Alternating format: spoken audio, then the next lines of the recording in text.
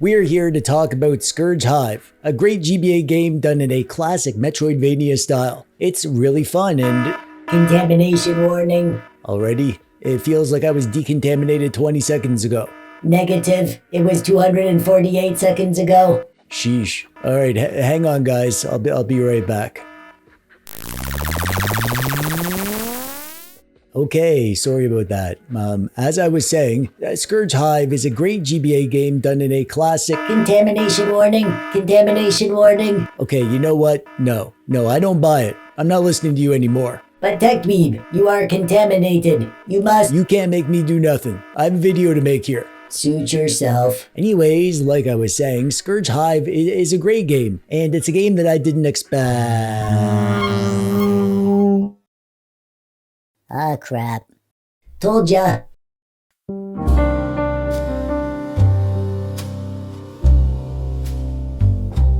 The good old days of handheld gaming, when your thumbs were thick and calloused from plastic buttons, your pockets were full of half-dead batteries, and the glow of a tiny screen was enough to make the bus ride home feel like an epic quest. Back then, a tiny game cartridge was a doorway to another place. An escape from reality, where worlds felt vast and endless even when the screen was tiny. And that, my friends, is why we gather here each month. We are the Dusty Game Society, and we are here to dust off these forgotten gems, revisit them together again or for the first time, and remind ourselves why we fell in love with gaming in the first place. This month's artifact is a dark, stressful, slimy little curiosity on the GBA called Scurge Hive. Part Metroid, part infection simulator, where every second is a countdown to doom when you hear that alarm warning you that you're about to die and there's nothing you can do about it. Like how I feel when I'm almost out of root beer and will soon have to face drinking water. Ugh.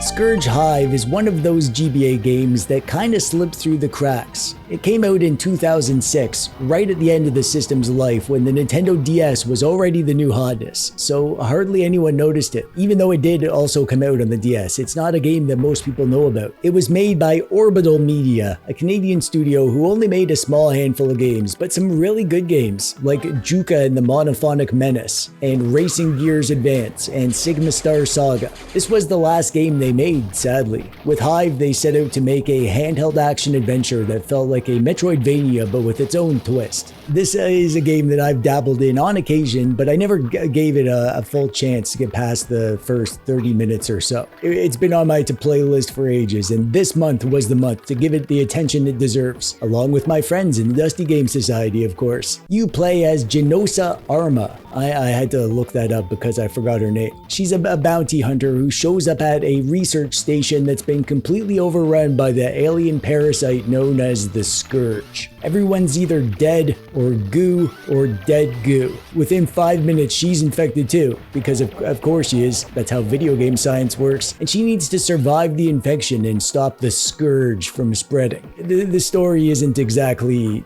deep, but it does the job. A mysterious alien menace, cool armored hero, lots of terminals spitting lore at you via message logs, you know, space horror style stuff. So that's the premise. You're infected, you're doomed, and the only way to stave off death is by racing to decontamination stations before your timer runs out. It's not just a health bar, it is an ever-present clock hanging over your head. Every time you stop to explore the nooks and crannies or poke around looking for secrets, you're basically taking your life into your hands. I'm making it sound a lot more dramatic than it is. You usually have plenty of time to get done what you need to do and make it to the next decontamination station. But not always, and those times that you don't make it really put the fear into you. Like when your internet goes out and you don't know if it's going to be down for 5 minutes or forever. The game's world is laid out like a classic Metroidvania, with big interconnected areas, locked doors that taunt you, keycards, so many keycards. Oh my god, what is with all the keycards in this world? And in Metroidvania style, of course, you'll get new abilities that slowly open up more options for you. But the infection twist means that you're never just meandering, you're always pushing forward, planning routes and panicking when a hallway feels too long or you just keep getting knocked off a platform by some jerkwad robot. It's stressful in the same way that it's stressful when mom yells dinner's ready and you're still mid-boss fight. Except this time instead of cold spaghetti, you've got a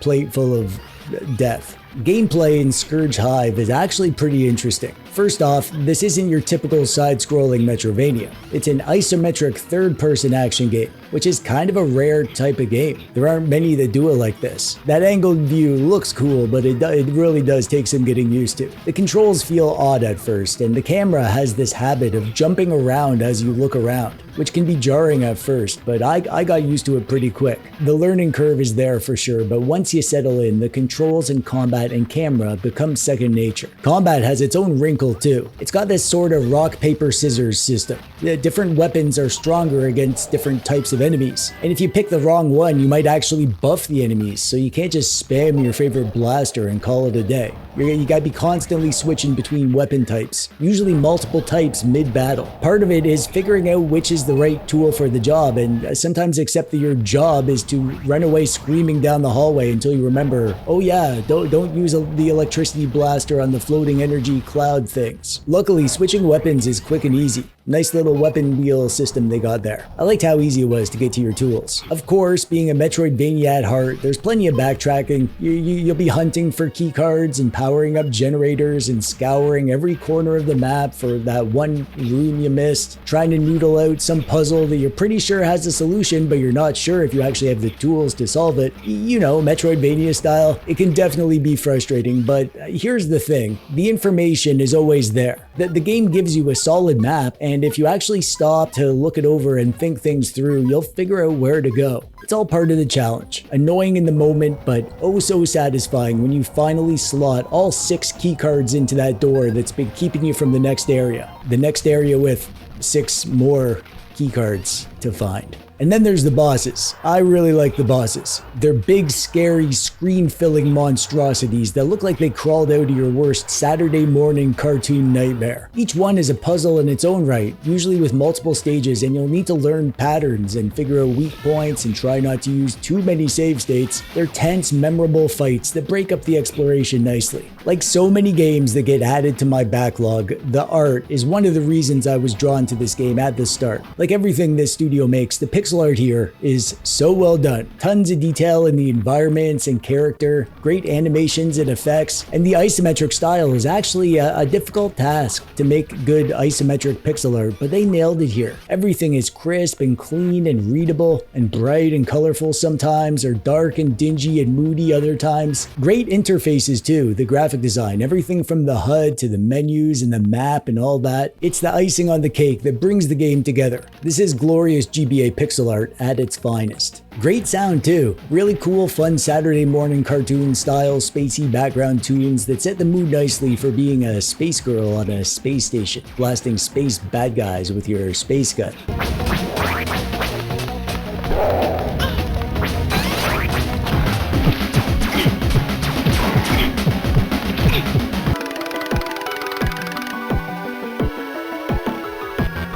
Great variety too. Some sections are more subdued and mellow, and then in some parts the music kicks up because you're locked in a room or for boss fights to get your blood pumping. Pretty good GBA style sound effects for the guns and how the enemies die with a lovely crunch or a splat to accompany the on-screen effects. The GBA doesn't have great sound overall, but for GBA sounds, this is on the higher end of the quality spectrum. I really like lots about the game, but certainly not everything. As you'll see in the DGS member reviews in a minute, the biggest complaint from just about everybody is the camera and the controls. The gaming feels clunky and the platforming can definitely be frustrating, especially when diagonal jumps and tiny D-pads don't get along. It is something that I got used to, mostly, but even then it never really felt good. The infection timer, while unique, can be a double-edged sword. It creates tension, but during longer puzzles or heavy backtracking, it tips over into just stress. Not the fun kind of video gamey stress, the annoying kind. Weapon swapping is another sticking point. In theory, it's a neat rock, paper, scissors mechanic, but when 3 different enemy types rush you all at once, constantly cycling through the guns gets old pretty fast. And backtracking can be a sore spot. The game gives you all the information you need, but hunting down that last keycard or generator sometimes feels like busy work.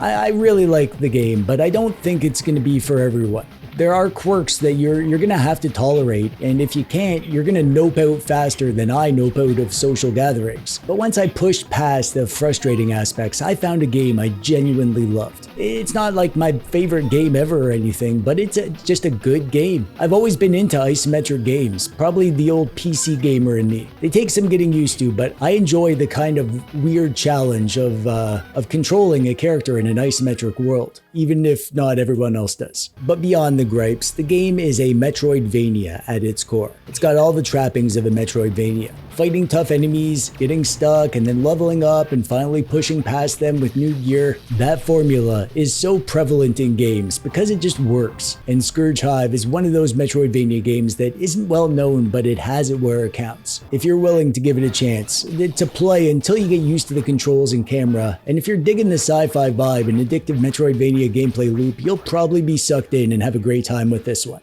I certainly did. But that's just me, and the Dusty Game Society isn't a one dweeb show, so let's hear what the other Dusty Game Society members had to say, shall we? Strad von Zarovich thought that Scurge Hive was one of the most intense handheld experiences he's had in a while. The infection timer kept him on edge, and he loved how weapon swapping doubled as a sneaky pause. The bosses, especially the Hive Queen finale, were his highlight, while isometric jumps and swarms of enemies definitely weren't. He praised the graphics, the soundtrack, and atmosphere, giving it an 8+ overall. I mean, if the Lord of Darkness himself says it's good, who am I to argue? This was the Winking Wyvern's first Dusty Game Society game. Welcome aboard. They liked the infection timer, stamina system, and isometric movement, even if it meant holding the handheld at a 45-degree angle. Not sure they'll finish, but still gave it 7 out of 10 ravenous tentacle spheres. Honestly, I'd be scared if a game only had 6 ravenous tentacle spheres. Kargi beat the game and thought it was worth picking up, especially for Metroid fans. They found the isometric platforming tough at first and weapon swapping tedious, but praised the pixel art and the music and the boss fights, and they gave it 7 out of 10 bee's knees. That's the dance that the character does in the game, apparently.